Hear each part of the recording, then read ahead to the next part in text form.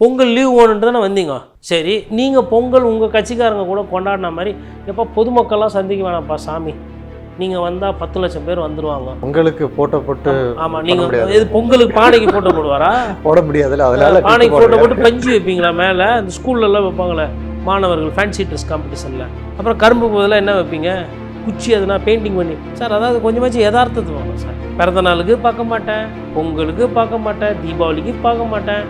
ஆனால் நீங்கள்லாம் எனக்கு அவசரம் கஷ்டப்பட்டு வேலை செஞ்சு ஓட்டு போட்டு என்னை ஜெயிக்க வச்சுட்டு முதலமைச்சர் ஆக்கிட்டிங்கன்னா அப்புறம் உங்களெல்லாம் கூப்பிட்டு ஒவ்வொருத்தரையாக பார்ப்பேன். இப்போ நான் இப்படி சொல்கிறேன், திடீர்னு நாளைக்கு தொகுதியில் தேர்தலே நிற்காம விஜய் 234 தொகுதியில் உங்கள் விஜய், நான் எல்லா தொகுதியும் போய் பிரச்சாரம் பண்ண போகிறேன், நான் தேர்தலே நிற்கலை, ஆனால் தாவேக்கா போட்டியிடுன்னு ஒரு ஸ்டாண்டர்ட் தான் என்ன பண்ணுவீங்க? புரிஞ்சுதா? அப்போ பிஜேபி வந்து நீ என் கூட்டணி வராத, தேர்தலே நிற்கக்கூடாது, நீ இப்படி மிரட்டுவாங்கல்ல பிஜேபி.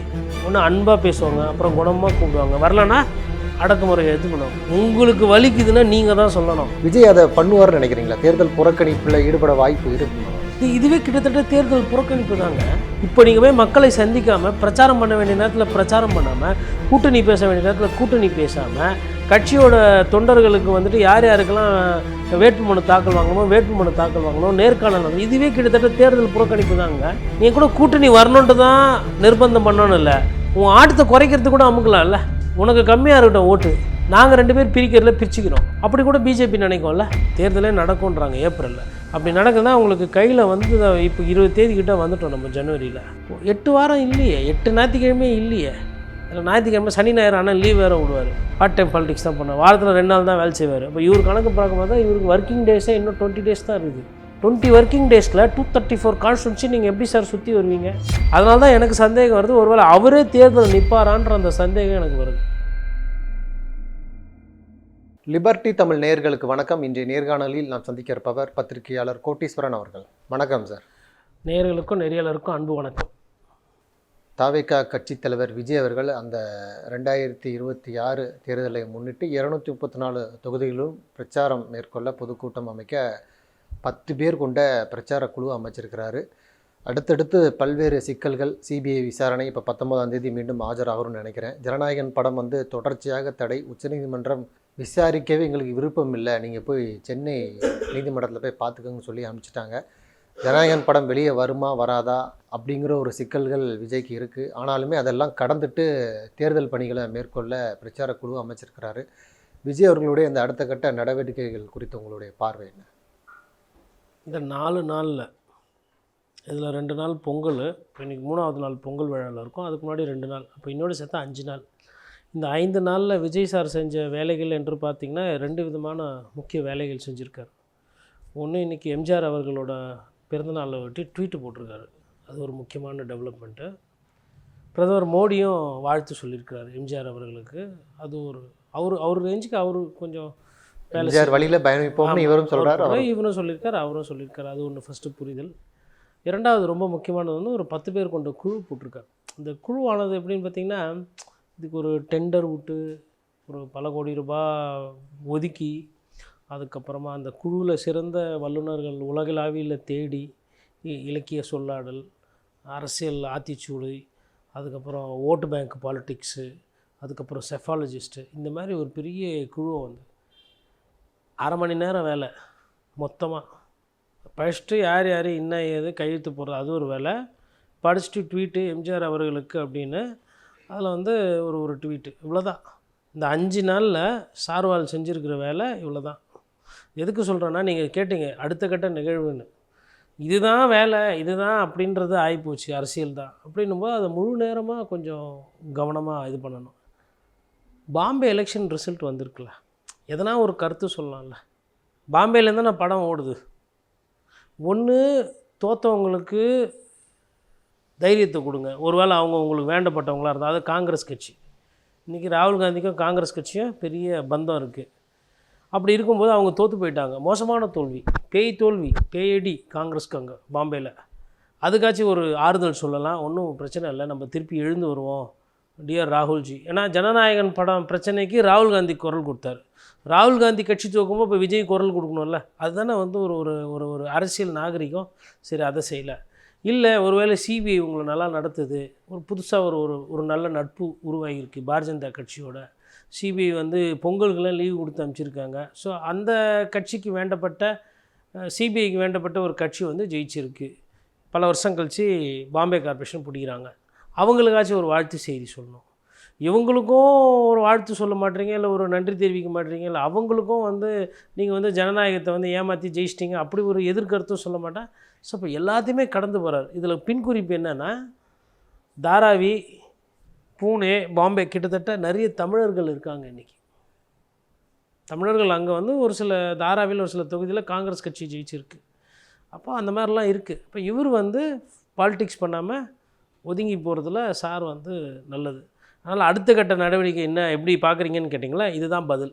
அவர் வந்து அரசியல் பண்ணாமல் அரசியல்லேருந்து கொஞ்சம் கொஞ்சமாக ஒதுங்கிட்டு அறிக்கை விடுறது, ட்வீட்டு போடுறது, அடுத்து அப்புறம் இன்ஸ்டாவில் லைவ் போடுவார் அநேகமாக சார். இந்த மாதிரி தான் பண்ண போகிறாரு. தெரிஞ்சு போச்சு இவர் என்ன விதமான அரசியல் பண்ணுறாரு. இல்லை, படம் தயாராக இருந்தது, அந்த படத்தை வெளியிட விரும்பலை. படத்துக்கு பல்வேறு தடைகள், இங்கே நீங்கள் சென்சார் கொடுத்தா கூட உச்சநீதிமன்றம், அங்கே போனால் கூட விசாரிக்கவே விருப்பம் இல்லைன்னு சொல்லும் பொழுது படம் வருமா வராதா, சரி அதை விடுங்க, அப்போ நம்ம தேர்தல் பணிகளை பார்க்கலான்ங்கிற நிலைமைக்கு விஜய் வந்துட்டார். அது உச்சநீதிமன்றம்னா என்னன்னு கொஞ்சமாச்சு புரிஞ்சுக்கணும். ஃபஸ்ட்டு ஒரு சில கேஸு உயர்நீதிமன்றம் எடுக்கிறதே ஜாஸ்தி. இந்த பொங்கல் மாதிரி நேரத்தில் வந்து எல்லாம் விடுப்பில் இருப்பாங்க, வெக்கேஷன் இருக்கும், நிறைய கோர்ட் வந்து லீவ் இருக்கும். அப்படி இருக்கும்போது அது நம்பர் ஆகி வர்றதுன்றதே பெரிய விஷயம்.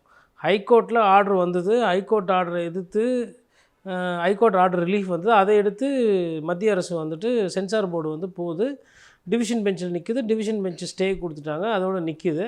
அங்கேயே திருப்பி அப்பீல் போயிருக்கலாம் லோயர் கோர்ட்டில், இல்லை அது வந்து ஏதோ ஒரு ரிவ்யூ கேட்டிருக்கலாம். இவங்க என்ன பண்ணுறாங்க, மேலே போகிறாங்க. மேலே போயிட்டு நாங்கள் எம்மாம் பெரிய கட்சி நடத்துகிறோம், படம் பெரிய படம், இது 500 கோடி ரூபா பட்ஜெட் படம், தமிழ்நாட்டோட மொத்த பிரச்சனை இதுதான் அப்படின்னு சொல்லிட்டு சுப்ரீம் கோர்ட்டில் போய் கேட்டாங்க. சுப்ரீம் கோர்ட்டு காவேரி தண்ணீர் பிரச்சனையே வந்துட்டு அப்புறமா கேட்போம், அடுத்த மாதம் மழை பெய்யும் அதுக்கப்புறம் பார்த்துக்கலான்றது கடந்த காலத்தில் நடந்ததெல்லாம் பார்த்துருக்குறோம். பட் இப்போ நேரம்லாம் கிடையாது, எல்லாம் விசாரிக்கிறதுக்கு டைமே கிடையாது, இப்போ கீழே போங்க கேட்டுக்கோங்க அப்படின்னு சொல்லிட்டாங்க.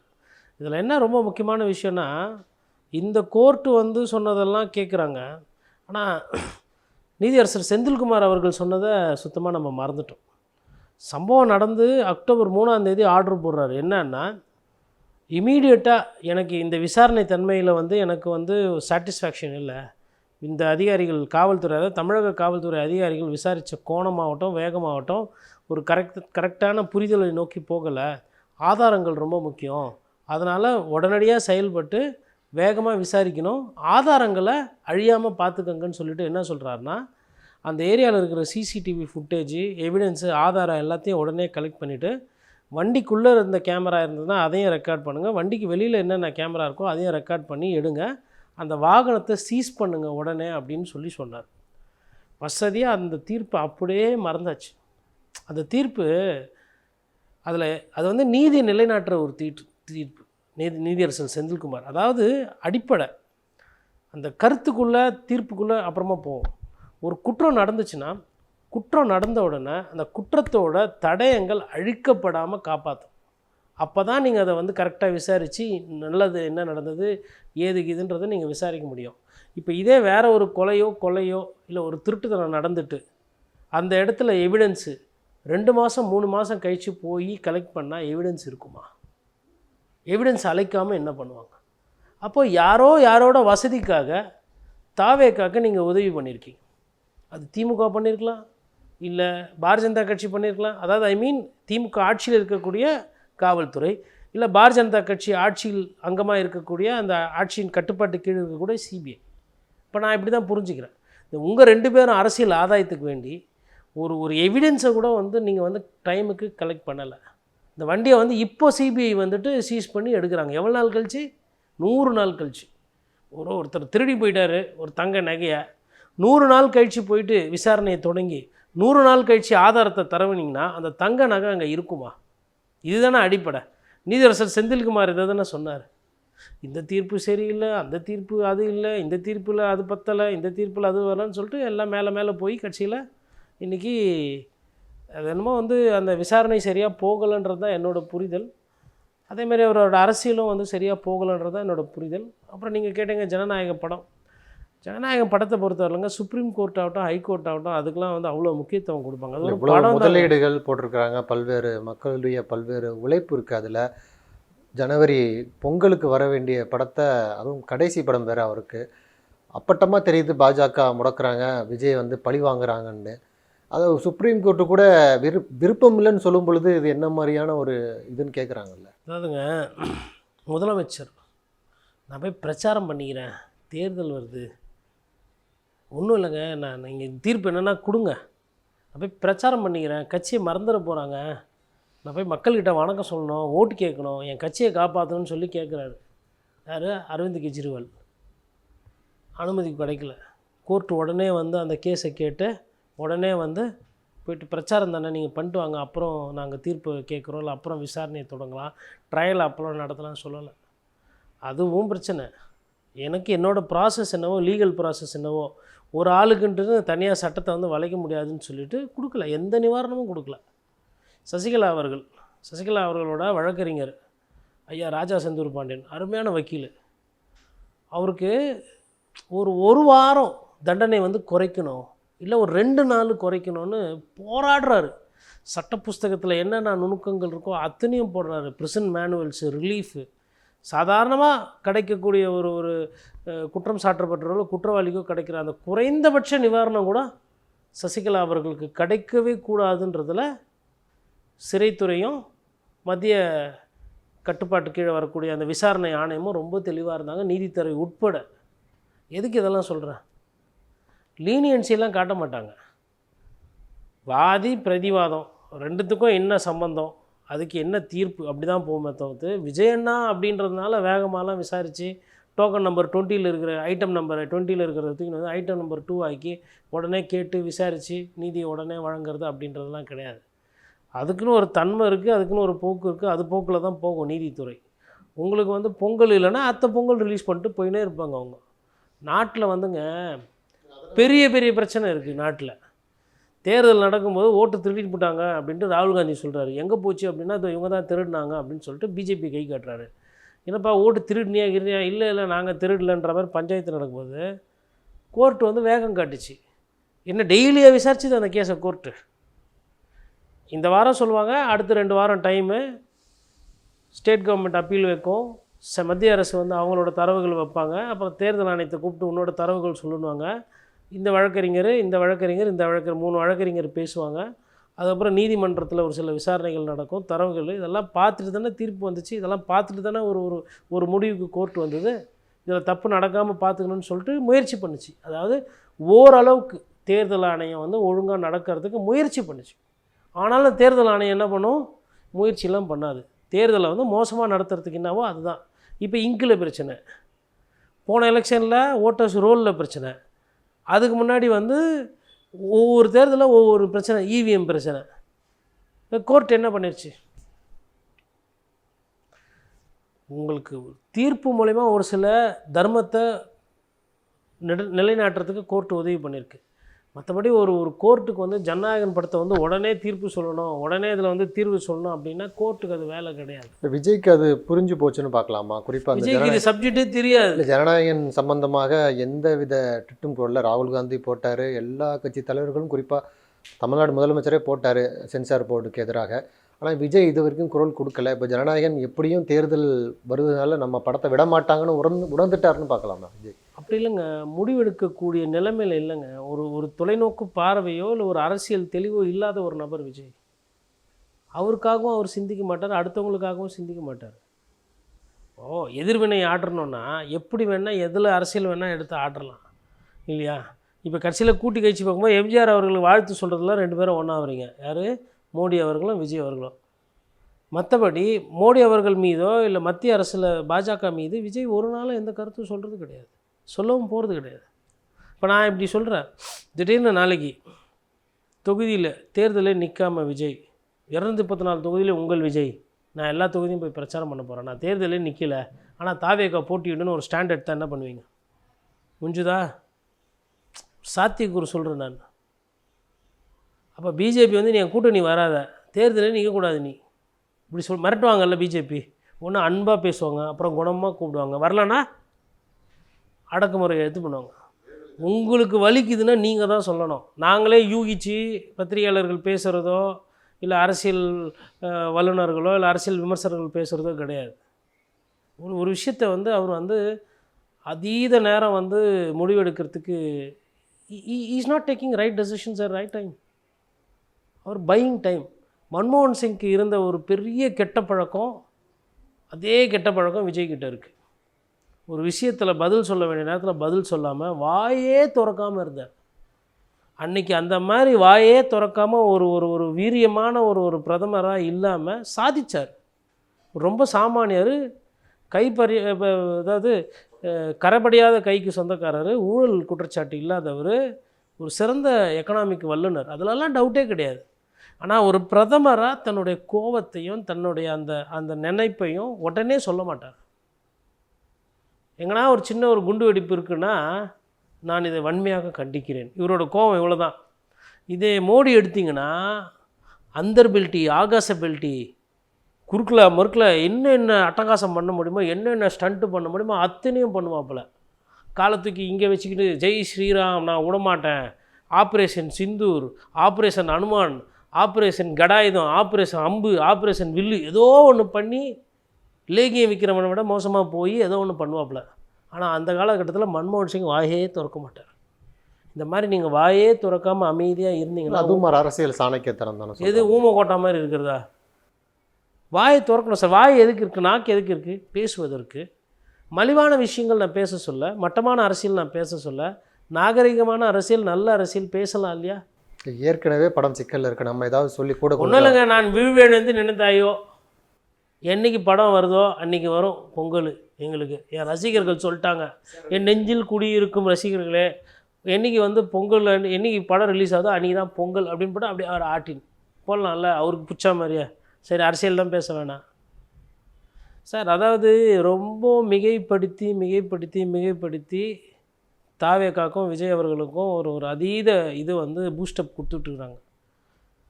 ஒரு தேர்தல், இந்த தேர்தல் அவர் ஓட்டு வாங்கி சரியாக ப்ரூவ் பண்ணனா அடுத்த தேர்தலுக்கு அவர் தாங்க மாட்டார். நான் யதார்த்தத்தை பேசுகிறேன்.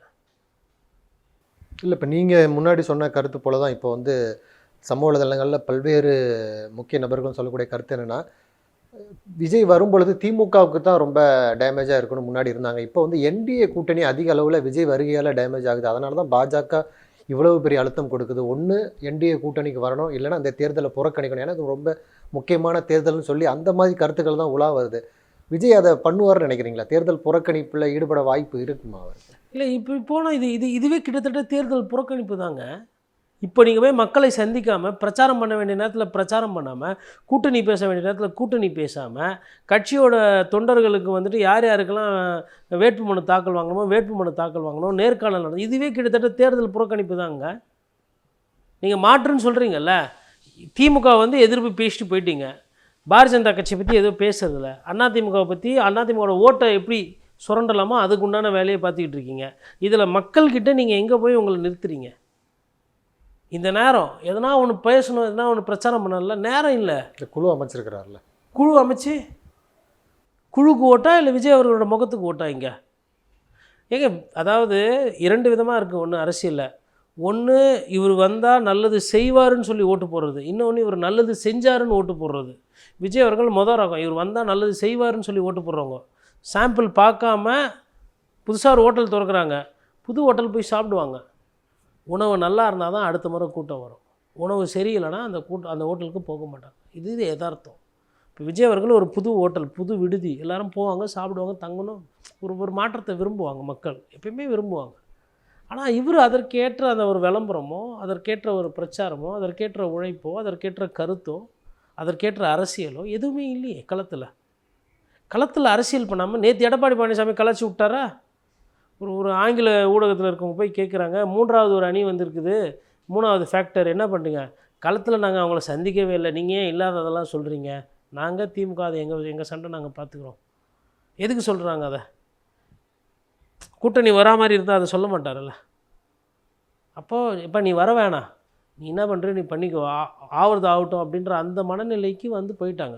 அப்படி இருக்கும்போது விஜய் வந்து பிஜேபி எதுக்கு வந்து பாசமாக வளர்க்கணும்? இல்லை விஜய்க்கு எதுக்கு வந்து சலுகைகள் கொடுக்கணும்? நான் எப்படி சரி, பிஜேபி ஒதுங்கி போகுது, தேர்தல் ஆணையம், எலெக்ஷன் கமிஷனு, அதான் ரெண்டும் ஒன்று தான், அப்புறம் சென்சார் போர்டு, உங்கள் வேலையை நீங்கள் பாருங்கள் அப்படின்னா கூட சென்சார் போர்டு கூட ஓகே படம் ரிலீஸ் ஆகிடும், அது ஒன்றும் பிரச்சனை கிடையாது. தேர்தல் ஆணையம் எதுக்குங்க வந்துட்டு இது பண்ணணும்? இன்னும் சின்னம் வரல, இன்னும் வந்து அங்கீகாரப்பட்ட கட்சியா இல்லையா தெரியாது. அங்கீகாரம் ஒரே தேர்தலுக்கு வராது. அதுக்கப்புறம் வந்து சிபிஐ வழக்கு விசாரணை இருக்குது. எதுக்கு அவங்க சலுகை காட்டணும் விஜய்க்கு? நாங்கள் டைட்டாக, அதாவது இருதுருவ அரசியல்னா, நீங்கள் அதாவது விஜய்க்கு நல்லது செஞ்சால் அதனால் நமக்கு நல்லது கிடைக்குதா, இல்லை விஜய் வெளில விட்டா ஓட்டு கச்சாமுச்சான்னு போகுது? எனக்கு சிலபஸ் கன்ஃபியூஷன் ஆகுது. இப்போ அதிமுக திமுகனா 3% வாக்கு வித்தியாசம். இந்த 3% வாக்கு வித்தியாசத்தில் அரசு ஊழியர்கள் பிரச்சனை இருக்குது. ஆட்சி எப்பயுமே எந்த ஒரு ஆட்சி இருந்தாலும் அதற்கு எதிரான ஒரு மனநிலை மக்கள்கிட்ட இருக்கும். அப்போ எனக்கு கணக்கு போட ஈஸியாக இருக்கும் இல்லையா? ஒரு எதிர்கட்சியில் இருக்கிறதுக்கு தேர்தல் எப்படி அணுகணும், பொன்முடினா எப்படி இருக்கும், சிவி சண்முகம்னா எப்படி இருக்கும், விழுப்புரம் அரசியல் எப்படி இருக்கும், கோயம்புத்தூர் அரசியல் எப்படி இருக்கிறோம், சென்னை அரசியல் எப்படி இருக்கும், ஒரு வியூகத்தை கணிக்க முடியும். குறுக்கில் விஜய் குறுக்கா மறுக்கா உள்ளே பூந்து ஓட்டை பிரிக்கும் போது இங்கே கொஞ்சம் அங்கே கொஞ்சம் எனக்கு கன்ஃபியூஷன் ஆகுதுல்ல. நீ கூட கூட்டணி வரணுன்ட்டு தான் நிர்பந்தம் பண்ணணும் இல்லை, உன் ஆட்டத்தை குறைக்கிறது கூட அமுக்கலாம்ல. உனக்கு கம்மியாக இருக்கட்டும் ஓட்டு, நாங்கள் 2 பேர் பிரிக்கிறதுல பிரிச்சுக்கிறோம், அப்படி கூட பிஜேபி நினைக்கும்ல. சரி, பிஜேபி வந்துங்க எல்லா சூழ்நிலையும் எல்லா வாய்ப்புலையும் அரசியல் பண்ணி அதில் ஒரு ஆதாயத்தை நினைக்கிறதுக்கு பார்ப்பாங்க. 10 பேர் செத்து போயிட்டா கூட அதை வைத்து அரசியல் பண்ணுவாங்க. அவங்க அந்த எத்தை விட்டு ஓடி போக மாட்டாங்க. ஆனால் விஜய் அவர்களுக்கு வந்து இந்த அழுத்தத்தினால வந்து பாரதிய ஜனதா கட்சிக்கு பின்னடைவா, திமுகவுக்கு பின்னடைவா, அதிமுகவுக்கு பின்னடைவான்றதை தாண்டி தேர்தல் நெருங்க எல்லாரும் ஒன்றாயிடுவாங்க. திமுக, அதிமுக, பிஜேபி ஒன்றாயிடுவாங்க. எதுலன்னா புதுசாக வந்து கடை திறந்தவருக்கு வேணாம் வியாபாரம். நீ இடியாப்பம் விற்றுக்கோ, நான் பரோட்டா விற்றுக்கிறேன். நீ சிக்கன் பிரியாணி போட்டுக்கோ, நான் மட்டன் பிரியாணி போட்டுக்கிறேன். உன் கடை என் கடை, புதுசாக கடை வேணாம். மக்கள் அங்கே போகிறான்றான். இதுக்கு என்ன பண்ணணுமோ எல்லாத்தையும் பண்ணுவாங்க. அப்போ தேட்டரு கிடைக்கணும் இங்கே. அப்போ திமுக எதிர்ப்புன்னு சொல்லுவீங்களா? அரசியல்னால் என்ன? விஜய் வந்துட்டார், உங்கள் விஜய் உயிர் என்ன வரவா அப்படின்னா, ஆமாம் நீங்கள் உயிராக வாங்க சாமி, நாங்கள் வந்து பொட்டி பொடிக்கெல்லாம் கையில் அக்கல்ல வச்சு நாங்கள் ஊருக்கு போயிடுறோம் அப்படின்னு திமுக போயிடணும். பிஜேபி வந்துட்டு இல்லை நாங்கள் எவ்வளோ முயற்சி பண்ண வர முடியல, தமிழ்நாட்டில் கால் ஊன்ற முடியல, எங்கள் சார்பாக தாவேக்கா கால் ஊண்டிக்கிட்டோம் அப்படின்னு பிஜேபி போயிடணும். அதிமுக வந்து ஆமாம் நான் தொடர்ந்து தோற்றுனே இருக்கிறேன், இது வந்து மக்கள் இயக்கம் அதெல்லாம் சரி, அம்மா இருந்தாங்க, எம்ஜிஆர் இருந்தார், எடப்பாடி பழனிசாமி இன்ட்ரெஸ்ட் இல்லை அப்படின்ட்டு அவர் வந்து அகத்திய முனிவர் மாதிரி ஒரு கமண்டலத்துன்னு அவர் தியானம் பண்ண போயிடணுமா? என்ன எதிர்பார்க்குறாரு விஜய்? இல்லை, மக்கள் எல்லாத்தையும் பார்த்துட்டு இருக்கிறாங்களா? குறிப்பாக பொங்கல் லீவு கேட்டு வந்தார், பொங்கல் கூட கொண்டாடலை, அவ்வளவு வருத்தத்தில் இருக்கிறாரு விஜய். போன பொங்கல் என்ன கொண்டாடி என்ன பண்ணார்? ஜல்லிக்கட்டுக்கு எதுனா விஜயபாஸ்கரும் செந்தில் பாலாஜி எனக்கு தெரிஞ்சு 50,000 1.5 லட்ச ரூபா 2 லட்ச ரூபாலாம் கொடுக்குறாங்க ஜல்லிக்கட்டுக்கு அங்கே. அதுக்கப்புறம் நீங்கள் மதுரை எடுத்திங்கன்னா அதில் எனக்கு ஒரு வேதனையான ஒரு அண்டா குண்டாலாம் கொடுப்பாங்க காலை அடக்கிறதுக்கு. இன்னும் கொஞ்சம் பெருசாக அதெல்லாம் செய்யலாம், மோதிரம் செயின்னு. அது மாதிரி அட்லீஸ்ட் அண்டா குண்டானாச்சு தராங்க. முன்னாடி செல்லூர் ராஜும் ஆர்பி உதயகுமாரும் ராஜன் செல்லப்பாவும் கொடுத்தாங்க. இப்போ மூர்த்தியும் அதுக்கப்புறம் அங்கே இருக்கக்கூடிய மற்ற சட்டமன்ற உறுப்பினர்களும் கொடுக்குறாங்க. இவர் என்ன பண்ணார்? இல்லை என்ன பண்ண போகிறாரு? கட்சி தொடங்கிட்டீங்க சரி, கொரோனா காலத்தில் என்ன பண்ணார் விஜய் சாரோட பங்களிப்பு? கொரோனாவில் என்ன பண்ணார்? கொரோனாவில் யாருனா சாப்பாடு போட்டாரா, இல்லை யாருனா ஃப்ரீயாக எதுனா கொடுத்தாரா, இல்லை மருத்துவ உபகரணம் க்ளவுஸு எதனா வாங்கி கொடுத்தாரா, இல்லை விஜய் ரசிகர் மன்றத்தை பயன்படுத்தி கொரோனா காலத்தில் வந்து எதையோ மொபைலைஸ் பண்ணி எதனா பண்ணாரா? சூர்யா ரொம்ப நாளாக பண்ணி முடித்ததுக்கப்புறமா பசங்களுக்கு டாப்பர்ஸ்க்கு காசு கொடுக்க ஆரம்பிச்சிருக்காரு. வெள்ள பாதிப்புன்னு நினைக்கிறேன், சென்னை வெள்ள பாதிப்பில் விஜய் ரசிகர்கள் இறங்கி வேலை செஞ்சாங்க. விஜய் ரசிகர்கள், நோட் தட் பாயிண்ட், ரசிகர்கள் பண்ணாங்க, விஜயோட தொண்டர்கள் பண்ணாங்க, விஜய் சார் பண்ணல. உடனே சொல்லுவாங்க உனக்கு தெரியுமா? அதான் தெரிஞ்சதுனால தான் சொல்கிறேன். தொண்டர்கள் பண்ணாங்க, தலைவர் பண்ணல. அப்போது தலைவர்கள் வந்து தொண்டர்களோட உழைப்பில் தான் உழைப்பு நடத்துகிறாங்க. அந்த வரிசையில் விஜயை நான் சேர்த்துக்கிட்டா? அதனால் வந்து அந்த அரசியல் நிகழ்வு வந்து 4 நாளாக time is running out of time. தேர்தலுக்கு நேரம் வருது. ஏப்ரல்லே தேதி கிட்டத்தட்ட தேதியில் தேர்தலே நடக்கும்ன்றாங்க ஏப்ரலில். அப்படி நடக்குதுன்னா உங்களுக்கு கையில் வந்து இப்போ 20 தேதி கிட்ட வந்துட்டோம் நம்ம ஜனவரியில். இந்த 10 நாள் எப்படி போகுதுன்னே தெரியாது. இதில் குடியரசு தினம் வேறு இருக்குது, ஞாயிற்றுக்கிழமை வேறு இருக்குது. அப்போ இங்கே உங்களுக்கு வந்து ஒரு ஒரு ஒரு 1.5 வாரம், அதுக்கப்புறம் ஒரு 4 வாரம், அதுக்கப்புறம் ஒரு 8 வாரம் இல்லையே, 8 ஞாயிற்றுக்கிழமை இல்லையே. அதில் ஞாயிற்றுக்கிழமை சனி ஞாயிறு ஆனால் லீவ் வேறு விடுவார். பார்ட் டைம் பாலிடிக்ஸ் தான் பண்ணுவார், வாரத்தில் 2 நாள் தான் வேலை செய்வார். அப்போ இவர் கணக்கு பார்க்கும் போது இவருக்கு ஒர்க்கிங் டேஸே இன்னும் 20 டேஸ் தான் இருக்குது. 20 ஒர்க்கிங் டேஸில் 234 கான்ஸ்டிட்யூன்சி நீங்கள் எப்படி சார் சுற்றி வருவீங்க?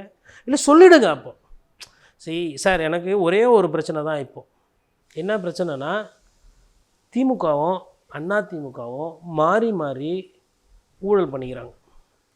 திமுகவும் அதிமுகவும் மாறி மாறி சாமானிய நிறைய பேரை தேர்தல் நிற்க வச்சு கடங்காரன் ஆக்கியிருக்காங்க. ஏன்னா அது வந்து ஒரு ஆசை, அது வந்து ஒரு போதை அரசியல். தேர்தலில் போய் எம்எல்ஏ ஆகிடலாம், மந்திரி ஆகிடலாம், மாவட்ட செயலர் ஆகிடலாம், பயங்கரமாக சம்பாதிச்சிடலாம், அதை பண்ணிடலாம், இதை பண்ணிடலாம், செந்தில் பாலாஜி மாதிரி ஆகிடலாம், விஜயபாஸ்கர் மாதிரி ஆகிடலாம், இப்படியெல்லாம் நினைப்பாங்க. ஒருத்தர் தான் மியூசிக் டைரக்டர் நிறைய பேர் இருப்பாங்க, யாரோ 1-2 பேர் தான் சைன் ஆவாங்க. பாடகர் நிறைய பேர் இருப்பாங்க, யாரோ 1-2 பேர் தான் மேலே. அதே மாதிரி தான் அரசியல். இது மாதிரி இவர் பண்ணும்போது என்ன ஆகிடும்னா, இந்த சீட்டு வாங்கி நிற்கிறவங்க நிறைய பேர் கடங்காரனாய் நடு ரோட்டில் நிற்பாங்க. நிறைய சட்டமன்ற உறுப்பினர்களாக ஆகணும்னு ஆசைப்படுறவங்க கடனாளி ஆகிடுவாங்க. இவர் இதை தாமதப்படுத்த குறைந்தபட்சம் இவர் கொஞ்சம் பிரச்சாரத்தை மேம்படுத்தி இவர் அரசியலில் தன்னை ஈடுபடுத்தி கொண்டாருன்னா அவர்கள் வெற்றி பெறுவதற்கு வாய்ப்பு இருக்கும். அதை கூட செய்ய மாட்டேன்றார். அதனால தான் எனக்கு சந்தேகம் வருது, ஒருவேளை அவரே தேர்தலில் நிற்பாரான்ற அந்த சந்தேகம் எனக்கு வருது. ஏன்னா இந்த நேரம் தொகுதி பார்த்துக்கணும். சம்பந்தமே இல்லாத அமித்ஷா மயிலாப்பூரில் ஊட்டு பாடு. நான் அமித்ஷா வந்து இப்போ இங்கே தமிழ்நாட்டு அரசியலில் நின்று ஜெயிச்சா எதனா ஆக போகுது? இல்லை அமித்ஷா இல்லைன்டுவாங்களா? இல்லை அமித்ஷா வந்து நீ வந்து ஒரு பெரிய பிஜேபியினுடைய சீனியர் லீடர் இல்லைன்னு போகிறாங்களா? அப்போ உழைக்கணுன்ற எண்ணம் இருக்குல்ல, அரசியல் பண்ணுன்ற எண்ணம் இருக்குல்ல. மோசமான அரசியலோ மட்டமான அரசியலோ நல்ல அரசியலோ நான் பண்ணுவேன், பண்ணுறாப்புல. இவர் என்ன பண்ண மாட்டேன்றாரு. சரி, நேற்று முதலமைச்சர் வந்து நேற்று பொங்கல் கொண்டாடுறாரு, மனைவியோடு வராங்க, பொங்கல் வைக்கிறாங்க. அங்கே இருக்கிற எல்லாருக்கிட்டையும் நிர்வாகிகள்லாம் வராங்க, கட்சிக்காரங்கிட்ட பேசுகிறாரு, எல்லாருக்கும் வந்து பொங்கல் வாழ்த்து சொல்கிறாரு, போகிறாரு. ஏன் அவர் வீட்டில் பற்றி ரெஸ்ட் எடுக்கக்கூடாதா? பொங்கல் வாழ்த்துக்கள் ட்வீட்டு போட்டுட்டு இனிய பொங்கல் நல்வாழ்த்துக்கள், திராவிட கட்சி என்றைக்குமே வந்து வெற்றி பொங்கல் அப்படின்னு சொல்லிட்டு ஒரு 2 லைன் போட்டு வீட்டில் பற்றி தூங்கலாம்ல முதலமைச்சர். ஏன் பண்ணல? சரி, இவர் எடப்பாடி பழனிசாமி மாட்டு வண்டியை எடுத்துக்கின்னு மாட்டு வண்டியில் பச்சை சட்டை போட்டு நான் விவசாயி ஃபஸ்ட்டு, நான் வந்து பொங்கல் வந்து இது பண்ணுவேன்னு சொல்லிட்டு எதுக்கு வண்டியை ஓட்டிக்கின்னு பத்திரிக்கைலாம் பேட்டி கொடுத்துன்னு இருக்கிறாரு. வீட்டில் படுத்து ரெஸ்ட் எடுக்கலாம்ல. 2 பேருக்கும் வயசு என்ன? உங்களை விட ஜாஸ்தி தானே. நீங்கள் என்ன பண்ணீங்க? பொங்கல் லீவ் ஓணுன்ட்டு தானே வந்தீங்க. சரி, நீங்கள் பொங்கல் உங்கள் கட்சிக்காரங்க கூட கொண்டாடின மாதிரி எப்போ பொதுமக்கள்லாம் சந்திக்க வேணாம்ப்பா சாமி, நீங்கள் வந்தால் 10 லட்சம் பேர் வந்துடுவாங்க. பொங்கலுக்கு போட்டோ போட்டு. ஆமாம், நீங்கள் இது பொங்கலுக்கு பானைக்கு போட்டோ போடுவாரா? போட முடியாதுல்ல, அதனால் பானைக்கு போட்டோ போட்டு பஞ்சு வைப்பீங்களா மேலே? இந்த ஸ்கூல்லலாம் வைப்பாங்களே மாணவர்கள் ஃபேன்சி ட்ரெஸ் காம்படிஷனில். அப்புறம் கரும்பு போதில் என்ன வைப்பீங்க? குச்சி எதுனா பெயிண்டிங் பண்ணி. சார், அதாவது கொஞ்சமாச்சும் யதார்த்தத்தை வேணும் சார். ஒரு பொங்கல்னால் வந்துட்டு கட்சியில் முக்கிய நிர்வாகிகளாச்சும் சந்திக்கிற அந்த கலாச்சாரமாச்சும் கொஞ்சம் இது பண்ணணும். ஒரு சில அரசியல் தலைவர்கள் முடியாதுங்க, உடம்பு பார்த்தே ஆகணும்னு நிற்பாங்க. பிறந்த நாளுக்கு பார்க்க மாட்டேன், பொங்கலுக்கு பார்க்க மாட்டேன், தீபாவளிக்கு பார்க்க மாட்டேன். ஆனால் நீங்கள்லாம் எனக்கு அவசரம் கஷ்டப்பட்டு வேலை செஞ்சு ஓட்டு போட்டு என்னை ஜெயிக்க வச்சுட்டு முதலமைச்சர் ஆக்கிட்டிங்கன்னா அப்புறம் உங்களெல்லாம் கூப்பிட்டு ஒவ்வொருத்தரையாக பார்ப்பேன். ஏன்னா இப்போ நான் வந்து ரொம்ப வேலையாக இருக்கிறேன். நான் முதலமைச்சர் ஆகிட்டேன்னா எனக்கு வேலையே இருக்காது, ஃப்ரீயாக இருக்கும். முதலமைச்சர் ஆகிட்டா வேலையே இருக்காது, நிறைய நேரம் கிடைக்கும். 24 மணி நேரத்துக்கு பதிலாக 48 மணி நேரம் கிடைக்கும் முதலமைச்சர் ஆகிட்டா. அப்போ உங்களெல்லாம் சந்திப்பேன், கட்சிக்காரை சந்திப்பேன், நிர்வாகியை சந்திப்பேன், அடிப்படை தொண்டனை சந்திப்பேன், ரசிகனை சந்திப்பேன், பிரச்சனை இருக்கிற பொதுமக்களை சந்திப்பேன், அதிகாரியை சந்திப்பேன், பத்திரிகையாளரை சந்திப்பேன். அப்போ எனக்கு நேரம் கிடச்சிரும். நான் முதலமைச்சர் ஆகிட்டேன்னா எனக்கு நேரம் கிடச்சிரும். இப்போது முதலமைச்சர் நாற்காலி மீது ஆசை இருக்கும்போதே அதற்கேற்ற உழைப்பு இல்லைன்னா அந்த பதவி கிடைச்சதுக்கப்புறம் என்ன உழைப்பு இருக்கும்? அதுங்க உழைப்புன்னு பார்க்கும்போது அவர் உழைக்கிறதே கிடையாது. வெறும் அந்த நடிகர்ன்ற பிம்பத்தை வைத்து பொங்கலே கொண்டாடி முடிச்சிட்டார். இப்போ இன்றைக்கி ட்வீட்டு போட்டுருக்காரு எம்ஜிஆர் அவர்களுக்கு. அதையும் ஒரு சில பேர் எம்ஜிஆர் அண்ணன் தான் எம்ஜிஆருன்னுவாங்க, ஒன்றும் சொல்கிறதுக்கு இல்லை. நன்றி. நிறைய நல்ல பயனுள்ள தகவல்களை நேயர்களுக்கு சொல்லியிருக்கீங்க. உங்களுடைய நேரத்துக்கு நன்றி. நன்றி, வணக்கம்.